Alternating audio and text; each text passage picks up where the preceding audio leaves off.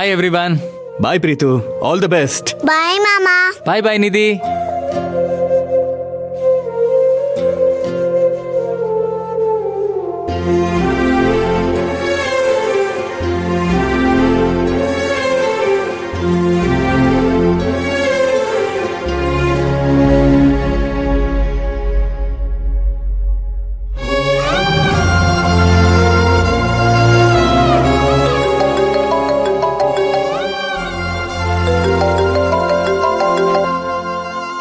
Hello, ಹೇಳಿ Monika.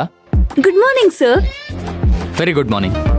Sir, ನಿನ್ನೆ ನಾನು ನಿಮ್ಗೆ ಅರ್ಜೆಂಟ್ ಆಗಿ ರೆಡಿ ಮಾಡ್ಕೊಟ್ಟಿದ್ ಪ್ರಪೋಸಲ್ ಡಿಸೈನ್ ಓಕೆ ಆಯ್ತಾ ಇಲ್ವಾ? ಅಕಸ್ಮಾತ್ ಅದು ಓಕೆ ಆಗಿಲ್ಲ ಅಂದ್ರೆ ನಾನು ರಾತ್ರಿ ಎಲ್ಲ ಕುತ್ಕೊಂಡು ಇನ್ನೊಂದು ಪ್ರಪೋಸಲ್ ರೆಡಿ ಮಾಡಿದ್ದೀನಿ. ಅದನ್ನ ತೋರ್ಸಕ್ಕಂತಾನೆ ನಾನು ಇವತ್ತು ಆಫೀಸಿಗೆ ಬೇಗ ಬಂದೆ. ಬಟ್ ನೀವ್ ಇನ್ನೂ ಬಂದಿಲ್ಲ.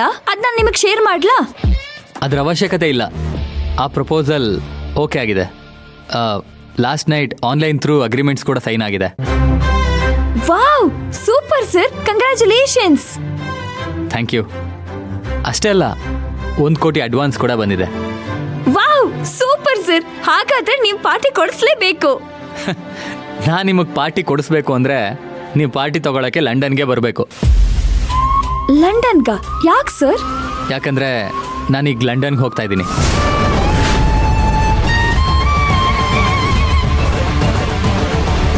ಹಲೋ ಮೋನಿಕಾ, ಯಾಕೆ ಸೈಲೆಂಟ್ ಆದ್ರಿ? ಅಲ್ಲ, ದಿಢೀರ್ ಅಂತ ಲಂಡನ್ಗೆ ಯಾಕೆ ಸರ್? ಓಕೆ ಆಗಿರೋ ಪ್ರಪೋಸಲ್ ಅಗ್ರಿಮೆಂಟ್ಗೆ ಫಿಸಿಕಲಿ ಸೈನ್ ಮಾಡಬೇಕು, ಅದಕ್ಕೆ ಹೋಗ್ತಾ ಇದ್ದೀನಿ. ನನ್ನ ಬಿಸ್ನೆಸ್ ಕೂಡ ಅಲ್ಲಿಂದನೇ ಆಪ್ರೇಟ್ ಮಾಡ್ತೀನಿ. ಜೊತೆಗೆ ನನ್ನ ಕಾಫಿ ಚೈನ್ ಬಿಸ್ನೆಸ್ ಕೂಡ ಅಲ್ಲಿಂದನೇ ಶುರು ಮಾಡಬೇಕು ಅಂದ್ಕೊಂಡಿದ್ದೀನಿ. ಸರ್, ನೀವಿವಾಗ ಎಲ್ಲಿದ್ದೀರಾ? ಆಲ್ಮೋಸ್ಟ್ ಏರ್ಪೋರ್ಟ್ ಹತ್ರ ಹೋಗ್ತಾ ಇದ್ದೀನಿ. ಹಾಗಾದ್ರೆ ಇನ್ ಮುಂದೆ ನಿಮ್ ಜೊತೆ ಕೆಲಸ ಮಾಡೋ ಭಾಗ್ಯ ಇಲ್ವಾ ಸರ್? ಇಲ್ಲ ಅಂತ ಏನಿಲ್ಲ, ಏನೇ ಇದ್ರು ಫೋನ್ ಥ್ರೂ ಕೆಲಸ ಮಾಡ್ಬೋದು. ಮತ್ತೆ ನೀವು ಇಂಡಿಯಾಗೆ ಯಾವಾಗ ಬರ್ತೀರಾ ಸರ್? ನಿಜ ಹೇಳಬೇಕು ಅಂದರೆ ಮತ್ತೆ ಇಂಡಿಯಾಗೆ ಬರೋ ಯೋಚನೆನೇ ಇಲ್ಲ.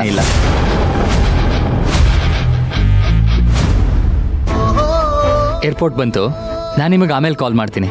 ಎನಿವೇ, ಶಾರ್ಟ್ ಟೈಮಲ್ಲಿ ಪ್ರಪೋಸಲ್ ರೆಡಿ ಮಾಡಿಕೊಟ್ಟಿದ್ದಕ್ಕೆ ತುಂಬ ಥ್ಯಾಂಕ್ಸ್. ಈ ಬಿಸ್ನೆಸ್ ಡೀಲ್ ಓಕೆ ಆಗೋದಕ್ಕೆ ನೀವು ಒಂದು ಕಾರಣ. Thank you so much. Bye. Bye sir.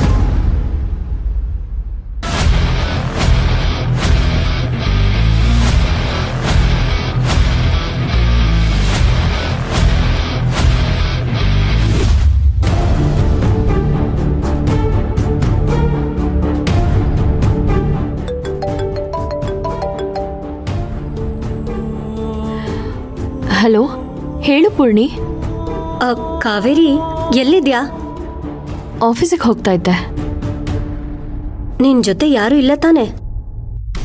ಯಾರೂ ಇಲ್ಲ, ಮಾತಾಡು. ನಿನ್ನೆ ಆಫೀಸಲ್ಲಿ ಇವ್ರಿಗೇನಾಯ್ತು? ಯಾಕೆ ಈ ರೀತಿ ಕೇಳ್ತಾ ಇದ್ಯಾ? ಏನಾಯ್ತು? ಏನಿಲ್ಲ, ನಿನ್ನೆ ಕುಡ್ದು ತುಂಬಾ ಡಿಸ್ಟರ್ಬ್ ಆಗಿ ಮನೆಗೆ ಬಂದಿದ್ರು, ಅದಕ್ಕೆ ಕೇಳ್ದೆ. ಈಗ ಡಿಸ್ಟರ್ಬ್ ಆಗಿ ಬಂದಿದ್ದಾರೆ. ಆದಷ್ಟು ಬೇಗ ಆ ಮೋನಿಕಾ ಇಂದ ಡಿಸ್ಟೆನ್ಸ್ ಅಲ್ಲಿ ಇರ್ತಾರೆ.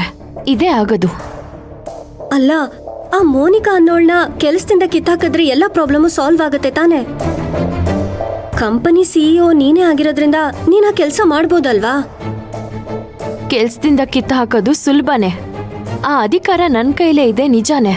ಆದ್ರೆ ಸರಿಯಾದ ಕಾರಣ ಕೊಡದೆ ನಾವೇ ಏನಾದ್ರೂ ಎಂಪ್ಲಾಯೀಸ್ನ ತೆಗ್ದು ಹಾಕಿದ್ರೆ ಅದು ಎಂಪ್ಲಾಯೀಸ್ ಆಕ್ಟ್ ಪ್ರಕಾರ ತಪ್ಪು ನಮ್ದೇ ಆಗುತ್ತೆ. ಆಮೇಲೆ ಮೋನಿಕಾ ವೈಯಕ್ತಿಕ ಕಾರಣಗಳಿಂದ ನನ್ನನ್ನು ಕೆಲಸದಿಂದ ಕಿತ್ತು ಹಾಕಿದ್ದಾರೆ ಅಂತ ಕೋರ್ಟ್ ಮುಂದೆ ಹೋದ್ರೆ 4 ಗೋಡೆ ಮುಂದೆ ಮುಗಿಬೇಕಾಗಿರೋ ವಿಚಾರ ಇಡೀ ಊರಿಗೆ ಗೊತ್ತಾಗುತ್ತೆ. ಹಾಗಿದ್ರೆ ಇವಾಗ ಏನ್ ಮಾಡ್ತೀಯಾ? ಈ ಮೋನಿಕಾ ಅನ್ನೋ ಸಮಸ್ಯೆಯಿಂದ ನಮಗೆ ಯಾವಾಗ ಮುಕ್ತಿ ಸಿಗುತ್ತೆ? ನೀರ್ ಹೇಗ್ ಬೇಕೋ ಹಾಗೆ ಹರ್ಕೊಂಡು ಹೋಗುವಾಗ ಸುತ್ತ ಕಾಲ್ವೆಗಳನ್ನ ಕಟ್ಟಿ, ಅಣೆಕಟ್ಟುಗಳನ್ನ ಕಟ್ಟಿ ಒಂದ್ ಕಡೆ ಬಂಧಿಸಿ, ಆಮೇಲೆ ನಮಗ್ ಬೇಕಾದ ದಿಕ್ಕಲ್ಲಿ ಹೇಗೆ ಅದನ್ನ ಹರಿಯೋದಿಕ್ ಬಿಡ್ತೀವೋ ಹಾಗೆ ಆದಿ ವಿಚಾರದಲ್ಲೂ ಮಾಡಕ್ ಹೊರಟಿದ್ದೀನಿ, ಮಾಡಿದ್ದೀನಿ.